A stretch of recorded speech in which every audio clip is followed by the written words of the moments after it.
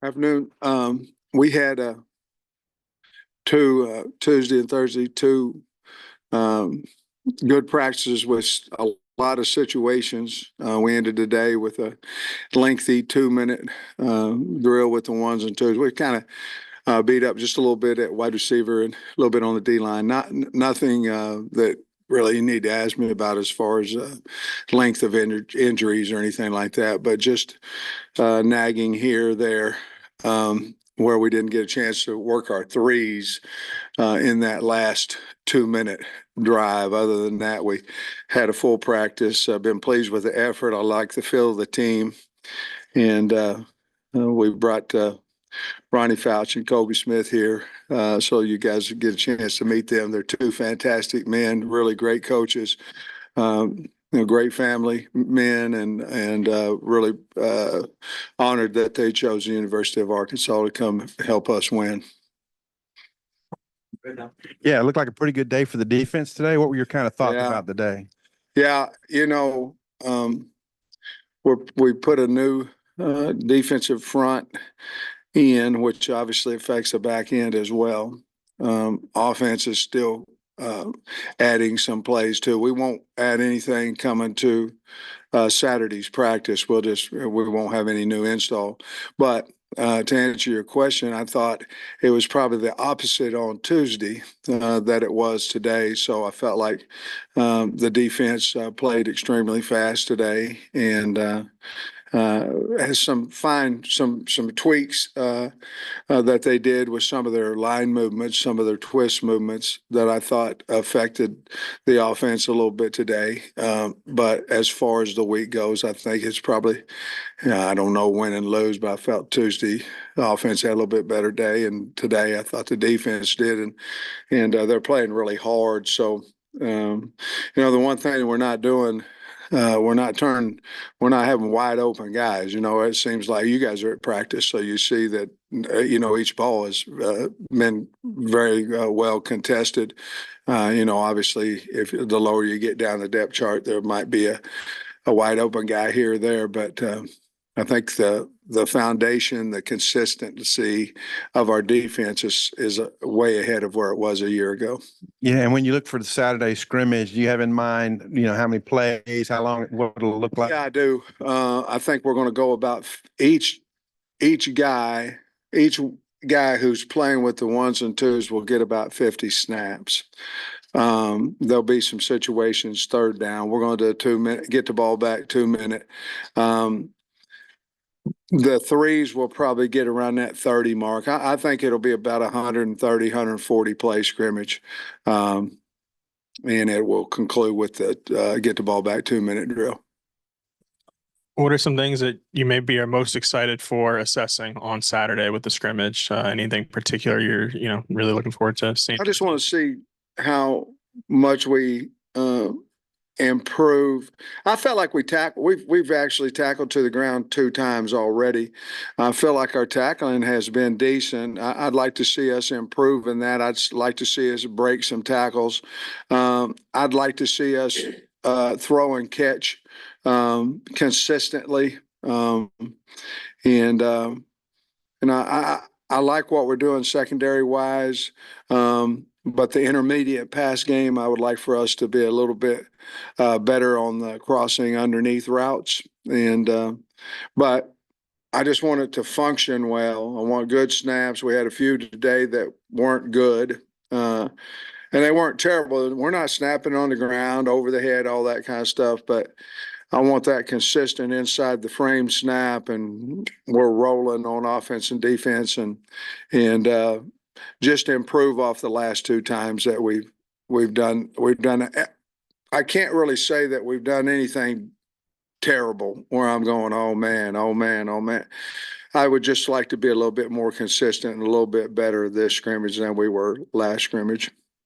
Jaquindon spoke with us on Tuesday, and he seemed, really kind of motivated, just playing through an injury last year, maybe coming with a chip on his shoulder. I mean, how valuable is it with a newcomer, a transfer, to kind of have that, internal motivation? And what have you seen from him so far? I think the value of transfers is what kind of people they are, what kind of who are they? obviously we hope that we've done the right homework on him on the field from tape, which we have. But it's what you bring value, like a Taylon Green or a Junior Carmona or a Keyshawn Blackstock or Nichols or Sorey. Those guys are good kids that wanted a family football team. They wanted that feel. And JJ's the same way. I can tell you a story. I think we probably blocked first and goal from the 10 last scrimmage for 2. He got 4. So now we're setting second at 6. We probably blocked the next play for 2. He got 4. And then the next time it was 3rd and 2, and we probably blocked it for 1, and he got in the end zone. And I think that's his size and his pad level, and he's played before. I think that is something that we're needing, where we're looking for, and I think he gives it to us. And I believe he's making Rashad Dubinion a better player, because Rashad's really had a good spring, and obviously I'm high on Braylon and Isaiah and those guys, and Damo, they're all playing better. Coach, you said before the spring you wanted to name a starting quarterback, hopefully after the spring. How close do you feel like you are? It seems like we've seen Taylon take all the 1 rep. Well, I think it's just fair, to be honest with you, is we had told them that we would figure it out by the end of the spring. And I mean, you guys have been at practice, I think, but we got to wait till the end of the spring, and then that's what we'll do. We'll continue to practice probably about like what we're doing right now in the rotation. Live tackle plays you think you'll have with first, second, third group on Saturday? The same amount. It'll be all live, so it'll be 50-50, 30, probably, Trey. You feel like you have 1,000-yard back on this team? I think we have a stable of backs. Let me say this: I feel a lot better about our running back situation today than I have in a while. But here's what I think. I think we have several of them that can average 4.5, 5 yards a carry, and that would be more interesting to me than if we have one. I know what you're asking. Do we have that one horse yet? I think we're still kind of trying to evaluate that. Maybe that'd be a good question on whenever we talk Tuesday, because it would be a good question. Maybe I'll have a little bit better idea there. Seems like Brad Spence is in the right place at the right time and coverage a lot. Is that what you're seeing from him? Yeah, I mean, I asked him today, and right when I walked in, I said, "You gonna get you another one today?" I mean, he's an interception magnet, and that's a group we really don't talk about a lot, but that young linebacker group's pretty solid now. Dean and Spence and Sanford and obviously Sorey coming in has helped us. But he seems to understand, the route tree of what's coming at him, where he's supposed to be. He really has good eyes on a quarterback, understands where the offensive player is, and a lot of times he'll get between them and the ball, and he'd be a great tight end, I think. I'm not going to tell him that, but he can catch now. And then I think Quincy Rhodes had a sack in the 2-minute drill. Yeah. I don't know if he's played a ton with the first team defense. What do you think of that? He hasn't played a whole lot. He has played some. Landon Jackson also did a really nice job in that 2-minute. But it takes 3 of them with the picks that we're running and things of that. But he really did a nice job there too. But Quincy's a guy that needs more reps, and I think getting through this spring, he gets a little bit better each day because of his confidence grows, because he understands what he's supposed to be doing. He's playing a little faster. I think everybody in here that's ever played, if you're thinking about responsibility, you're probably a half a stride behind what you would be athletic ability wise. And you can kind of see it each day, just getting a little bit faster, because he's ultra talented. I mean, with his skills and his body size.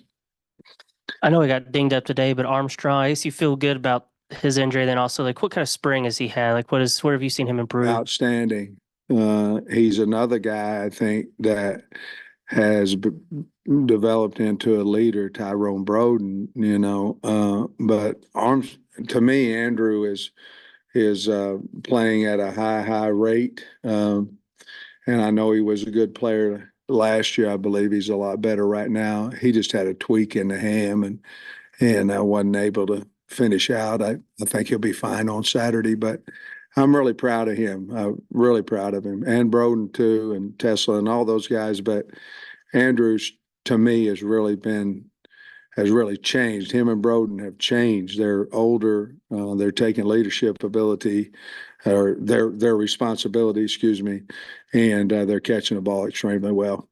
I wanted to ask about the two assistants you brought in here today. Both of them have a pretty extensive history with Coach Petrino. Just how much does that help with them?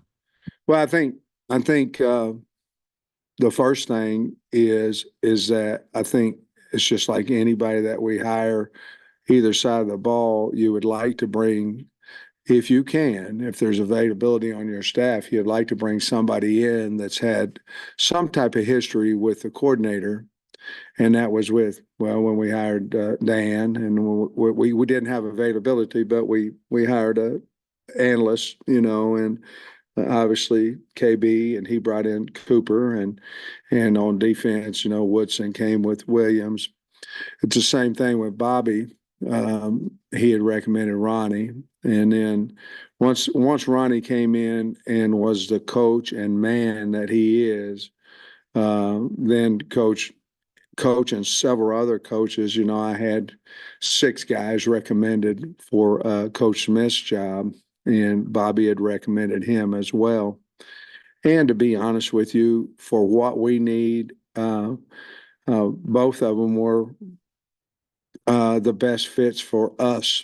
And it happened to also be that Bobby's worked with both of them. And it's very important when you hire people that if you can hire people that somebody's worked with, that don't mean you always hit, but we did this time.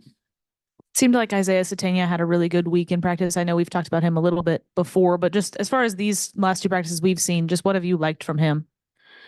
Speed. He's a different route runner. He's running his routes and getting out of his break and getting separation better than he has before. I think if you go back and look at his high school tape, it was a lot of reverses and a lot of goes, and they did a wonderful job over there at Fayetteville High with him. But now he's running so many different types of routes. I think Ronnie's done a really good job of getting him in and out of his breaks. With that comes confidence, and that to me is why he's catching the ball better than he has. And then was Posca there today? I didn't see him for some of the later. Andreas? I don't think he was out there. He had a thumb injury, and so he was out there in Indy, but he wasn't out there in team. But he jammed his thumb, and that's been a problem in his past a little bit. I don't think there's any type of surgical situation with that, but he was taped up pretty good in our walk yesterday, and basically what we do, we put them through Indy, and then if they can't make it through Indy, or they can't get to Indy, obviously, but if they can't make it through Indy, then they're shut down and go rehab for the rest of the day. And then staying with the tight ends, just it seems like Gums has been used in the passing game a lot. Just how much do you like him as a weapon there? Well, I think he's the guy that we were hoping that we were getting a year ago. And again, Gums also, we're doing a little bit of crossover training, one-on-ones with linebackers and tight ends, one-on-ones with running backs and linebackers. Right now, he's one of our better protectors when we use our tight end in protection. But what we saw off of tape at North Texas is we're seeing now here, which he was hurt some last year with the ankle and things of that and like that. But right now, he's playing at a high rate of speed, and I think he's playing with a lot of confidence. But he worked extremely hard since the last of the season. seeing Tyrone Broden get downfield a lot more. You touched on it a little bit, but only averaged 7.3 yards a catch for a guy that can run 22 miles an hour, Yeah. 6'7". What have you seen from him? He also looks like he's put on a little bit of weight. He has. That's the thing. He's not the slim, he's gained some strength, a lot of confidence. Again, Trey, part of his problem last year's a lot of reps that he missed because he was injured when he came in or went early when he was here. But him and Armstrong are the two guys. Now Tesla's always had that confidence about him, but him and Andrew are the two guys that are like, call the play, I'll get open, throw me the football, I'll catch it. I don't care who's on me, and that's where he's gone to right now. And he's a weapon. He's a threat. He's, like you just said, he's tall, he's fast. And again, I believe his route running has improved as well. When you guys do that Okie front on defense and you have Nico and Spence basically doing the same position and they're 40 pounds difference. Yeah. What is the thought process with those guys? A lot of times that will be dictated by personnel, offensive personnel. But right now we're just trying to find out. I want the odd front. I want it without taking what we would call a big off the field. And so one of the reasons would be offensive personnel with Spence. The other one would be because his ability to rush the passer would be another situation out there. But we need to have, in my opinion, we need to have a big, in other words, a defensive end that can stand up and do that. And we need to have a linebacker in there that can do that as well. Spence, for what we have size-wise, is Dean could probably be a guy that we may look at doing that same thing, Trey, maybe starting next week. But it's just two different type of people that you might use against personnel changes on offense. Is that just something you'd mix in just kind of randomly, or is it like a certain scenario that? No, well, I think it first started because the SEC is a mint world. I mean, an odd 4-eye world that is used a lot on first and second down. But our interior, we don't have enough. We've got 4 really good players in there, I think, on the D line, the bigs inside. And we probably could move Landon in there in a situation, which we have done in practice. We could probably move Quincy Rhodes in there if we needed to. But that also gives, with Spence, Dean, and those guys, give you an opportunity to have 3 D linemen on the field and still another 45-pound guy out there. So we're going to use both of those as long as we like it. We need to have that capability of still playing 6 guys instead of 8 with a big linebacker if that's the case. Coach, other than the usual like Clark's, Braxton, Snacks, who in the secondary is kind of making a move or Slaughter. catching your attention? Nico Slaughter. I mean, he's as good as any of them back there. He's a good player. And he's a really good kid. He's done good. I like the 2 young corners, Jaden, and 2 Bridges. I like those 2 guys a lot. Akari Johnson has played well. Tevis Metcalf, he got something to him now. He'll knock the heck out of you. But I like those guys, but right off the top, Slaughter's a guy that is really going to help us. That's exactly what I want to ask you about your cornerback rotation, what you're seeing. Yeah, corners. Well, Jaheim Singletary is playing better than he has. Stewart, those 2 guys are kind of battling out. Braxton, Cuddy, that would probably be your top 4 right now. Braxton's playing well. Tuesday probably wasn't as good a practice as he's had before, but he's going to be a really, really good player. He is. And then you probably those next 3 guys, you're probably looking at who's two, which Stu's had a lot of those reps. But I think Jaheim and Cuddy are two guys that could start for us. They're good players. Only, though I think we're going to be fine at the corner position that way. We still probably need to find another safety, which we may have him on the team. We just got to keep working on. Thanks, Coach. All right, guys. Were they talking today?